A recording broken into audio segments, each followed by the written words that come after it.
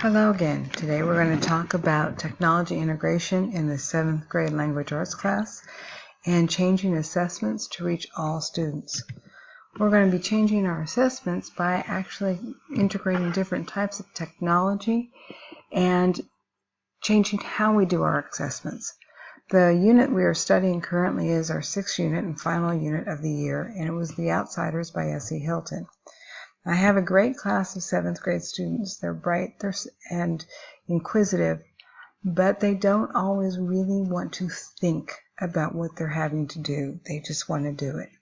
So I came up with some techniques using different programs out there on the internet in order to get them to think and to enjoy it and to really just learn to learn. One of the first techniques I have used is called Socrative.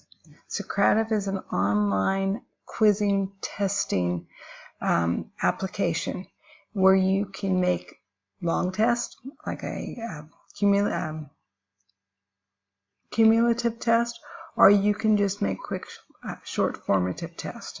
What I have done in this unit, I have started a lot of my classes with what I call it ticket to click it, where we are actually just one or two questions that I will put out and they'll answer it. I also incorporated the space race, which I will show you, and we will start working through some of the Socrative quizzes. Students and teachers each log in differently to Socrative. As a teacher, I log in, I create my quizzes, I would create my test, I look at the statistics of when the students take it, and I determine how I want to give them the quiz. When students log in, they are brought up to a room name, and our room name is Ing7 Teach. Ing7 Lit. Just an easy one to remember because we're in our literature unit. So when I go to Ing7 Lit, I then have to type in my name. So I'm just going to put Hen Linda. That was the hardest thing to teach them, how to put their last name first. So I have entered a quiz that I've had up and ready. This is called a Rocket to Space quiz. There are 27 questions, and I've already grouped the kids into different teams. I happen to be on the magenta team right now. So we will be racing each other to see who gets all 26 done first, and how fast we can do it, and but more importantly, how accurate we can do it. And it's really easy. The narrator of the story is, well, it's Ponyboy. You click it and you submit an answer. Now in this, my students worked in groups of 3, 2 to 3. They had one computer and they had to talk about the question before they answered. They don't have a time limit on this one, so if they had to take a couple minutes, they could take a couple minutes. But the rules I have is no one person can answer 2 questions in a row, and everyone must participate. So as I'm walking around the room, as they are taking this quiz, I'm seeing who's struggling, who's not struggling. I'm reminding them of the rules. No, I saw you go. What do you think, Miles? What do you think, Jerry? And work from there. So when they answer it, they'll say, okay, they'll go on to the next question. At the beginning of the novel, Pony wishes he looked like, well, Paul Newman, right? And he got it right. Now, if I went all the way on, I bet I'd get all 26 right, but I've been teaching this for 3 or 4 years now. So that is one of the quizzes that I have on Socrative. Let me pause for just a second. I'll get out and go into my teacher site and show you what all I can do. All right.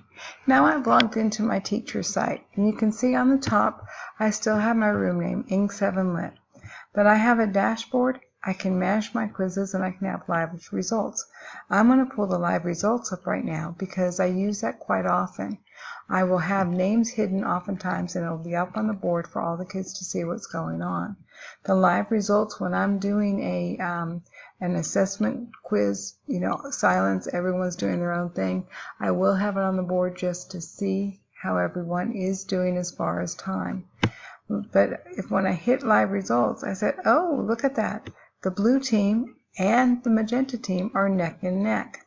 Well, we'll have to get someone working on the lime, the peach, the violet, and the teal. But the objective is to reach here first and have the highest accuracy.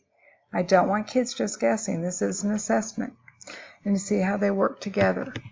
I can go back to my dashboard, and as you can see, I can start a quiz. If I hit that, right now I have, for the outsiders, 4 different quizzes to do. I have a figurative language quiz, I've had a vocabulary quiz, a story elements and figurative language quiz, and then the copy of the outsiders comprehension quiz. If I need to manage my quizzes, once they take it, I can actually import reports, and I'll go to an old quiz here, let's say the giver, and I want to see the chart. I want to see what the chart looks like. Well, I happen to pick one that we didn't use. So let me get out of that one. Let me try it again. Manage quizzes, reports, and see they haven't done. Let me go to all quizzes. I know we've done that one. So in view a chart, this is what it looks like when you have it up. I will hide all the answers. I will just see who's working on them and who isn't working on them. But I will have my students listed, and I can look at how they've done. This tells me that what their score is in each category of questions, and then I can actually pull a report to see what their score was. I can pull a spreadsheet, or I can pull an individual report if I need to hand back to them. I have used Socrata for a while now, but starting to do the race to the moon, that's really starting collaborative learning in my classroom. And the kids get excited, and yes, it gets a little noisy and rowdy, but we have a good time when we're doing that.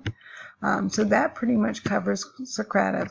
Let me show you, though, how easy it is to create a quiz. I can name my quiz here. Maybe I'll say final review.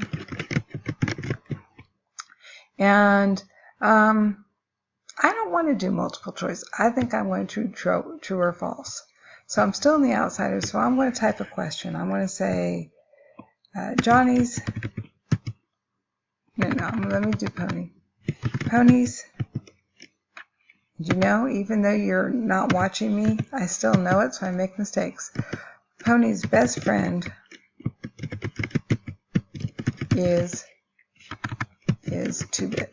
Is that true or false? Any of you out there who are the Outsiders fan, you would know that is false. His best friend is Johnny. So I would put my answer in. If I need to explain the answer, I have it down there. The students can see it right away. One thing I like about Socrata, it's brain-based, that they get feedback immediately, and so they know what they've done wrong, and it's with them. When we get busy and we can't get a test back for 3 or 4 days, they've lost it. They're like, oh, okay, I didn't get that right. It's no big deal. So anyway, we're going to leave Socrata, and we're going to go on to the other formative assessment that I used that we had fun with, and we'll be right there. I do want to show you one last thing before I leave Socrata quizzes. I do have several students that go down to our Academic Enrichment Center to take our longer tests or longer quizzes, and oftentimes they really need to work on a paper copy. One of the reasons is we just don't have good internet service down in the AEC. Socrata is one of the best that I have used. When I print out a copy, it's easy and clear to understand. And I must tell you, the students really like it. Just on these quizzes alone, I've seen student performances increase.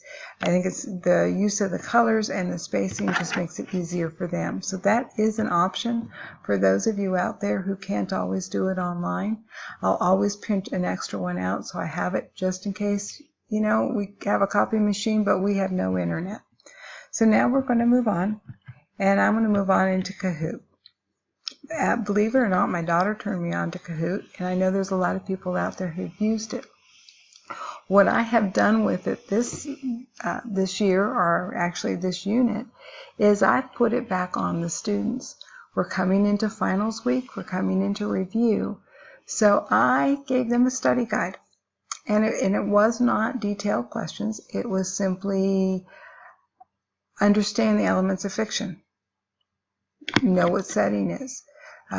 You need to know what the setting is for each novel. Who are the main characters? What is the conflict? What is the plot? And I said, you all need to make a Kahoot study guide. It has to be minimum 25 questions, but can't be any more than 50 questions. Then when you do that, we will go ahead and we will play Kahoot. Now, I have plenty of outsiders quizzes here that we could use, but I really wanted them to make their own. So I'm going to bring us to the Kahoot just to show you how they did it. Okay. We are on our site here at Kahoot, and we have a outsiders quiz. This is the classic version or the team mode. We can do it either way. I can do it where every single person in the room is playing, or where teams are playing. We've kind of switched up. One day when we did our review, we had it teams. One day when we did our review, it was every individual. So if I go in there, I have 88 players. And every player, and this is the one time, I know there's a controversy about cell phones in the classroom, but we use our cell phones in the classroom for Kahoot. Everyone can join it. I will give them a pin on their cell phones. It'll come up Kahoot, game pin enter. They will enter that pin number and they will log in. On their phone, they will see the answers. On my on the big screen on the board, I put it on my whiteboard, we'll see what each square means, and then they'll answer it. I have had a lot of fun with this. I have enjoyed using it myself. What we've talked about so far have been my formative assessments. They have been really well. There was a lot of interaction with the students. 7th grade is lively as a whole. I have a concern about 7th grade in that they really don't want to learn for just the sake of learning. They learn to get an A, and they only learn what they need to learn to get an A. So most of the time it involves memorization. And I am not a teacher who gives a lot of memorization. I'm a why person, and I always feel that they have to know it. So there are times when they become frustrated because they thought they could memorize all the answers in the book for my test, and then they found out they had to think, and they just couldn't do it. I wanted to see what they knew. I wanted to see some way to assess them over everything we've learned this year, which was really wrapped up in this last book, what we learned in values, what we learned in the movement of the story. And so what I did is I started doing some research. And on a field trip, we went to this artisan center, and we were talking to a production company, and they had all their storyboards on their wall. And I was talking to him, and I said, I'd love to do something like that for my class. And he says, oh, it's simple. Go to Storyboard That. I said, Storyboard That? He goes, yeah, just go check it out. So I got back to the classroom, and I checked out Storyboard That. And I have my students now creating storyboards of their own. Currently, I've used it with this class just to see if they could pick out a conflict in the story and plot it from beginning to end. And let me go ahead and we will go over to Storyboard That. Well, I've opened you up on a story that was presented by one of my students in StoryboardThat.com. And as you can see, I'm on the teacher site. Theirs looks very similar, but we have a dashboard. And on my dashboard, I can put different class periods. They were extremely easy to load. I have my sign-up URL. I have the access key that they must use to get in.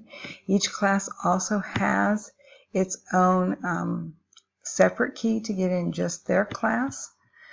And they had a plot diagram in their classroom that they would be able to use. On the right-hand side, you have your management settings where you can manage all your users. You can manage assignments. I just had 3 assignments put on there right now. And the plot diagram actually in the outsiders plotting a conflict. That's what they've worked through for the last 4 days. We can manage security. I can manage the options that they have. And then I can go down